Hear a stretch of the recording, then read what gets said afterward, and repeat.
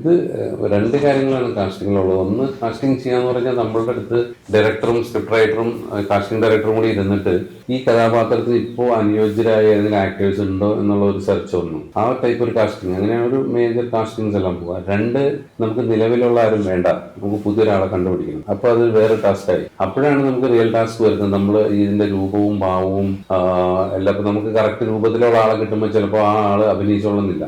നന്നായിട്ട് അഭിനയിക്കുന്ന ഒരാളെ കിട്ടുമ്പോൾ ചിലപ്പോൾ നമ്മൾ ഉദ്ദേശിച്ച രൂപത്തിൽ ആയിരിക്കില്ല കിട്ടുക. ഇപ്പോൾ ഇത് എവിടെയെങ്കിലും ഒരു ചെറുതായിട്ട് കോംപ്രമൈസ് ചെയ്യുന്നു. ചിലപ്പോൾ നമ്മൾ ഉദ്ദേശിച്ച രൂപത്തിലുള്ള ഒരാളെയല്ല കിട്ടിയത്, പക്ഷേ നല്ല പെർഫോമൻസ് ഒരാളെ കിട്ടിയപ്പോൾ നമ്മൾ തന്നെ പറയും, നോക്കി എന്നാൽ പിന്നെ ക്യാരക്ടർ നമുക്ക് കുറച്ച് ചേഞ്ച് വരുത്തി ഇങ്ങനെ ആക്കാം. അങ്ങനെ ആക്കുന്നവരുണ്ട്. ഇപ്പോൾ ചില ഡയറക്ടേഴ്സ് പറയും എനിക്ക് ഇങ്ങനെ തന്നെയുള്ള ആളെ വേണം, അല്ലെങ്കിൽ ഇങ്ങനെ തന്നെ ചെയ്യണം എന്ന് പറയുമ്പോൾ നമ്മൾ അതിനു വേണ്ടി കുറച്ച് കൂടുതൽ അന്വേഷിക്കേണ്ടി വരും. അപ്പോഴും ലക്കാണ്. ചില സമയത്ത് നമുക്ക് അധികം അന്വേഷിക്കാതെ തന്നെ പെർഫെക്റ്റ് ആയിട്ടുള്ള ആൾക്കാർ നമ്മുടെ മുമ്പിലേക്ക് വരും. ചിലപ്പോൾ നമ്മൾ അന്വേഷിച്ച് കണ്ടെത്തുന്ന ആൾ വന്നു കഴിയുമ്പോൾ ഉദ്ദേശിച്ച പോലെ പെർഫോം ചെയ്യാതെ വരും. ഇതൊക്കെ ഇതിൽ സംഭവിക്കുന്ന കാര്യങ്ങളാണ്. അപ്പോൾ casting it's not an easy job. അപ്പോൾ കാസ്റ്റിംഗ് എന്ന് പറഞ്ഞാൽ നിലവിലിപ്പോൾ ഒരു സ്ക്രിപ്റ്റ് വായിച്ചിട്ട് അതിന് അനുയോജ്യരായ ആൾക്കാരെ കാസ്റ്റ് ചെയ്യുക, അത് ഓൾറെഡി എസ്റ്റാബ്ലിഷ്ഡ് ആയിട്ടുള്ള ആക്ടേഴ്സ് ആയിരിക്കും.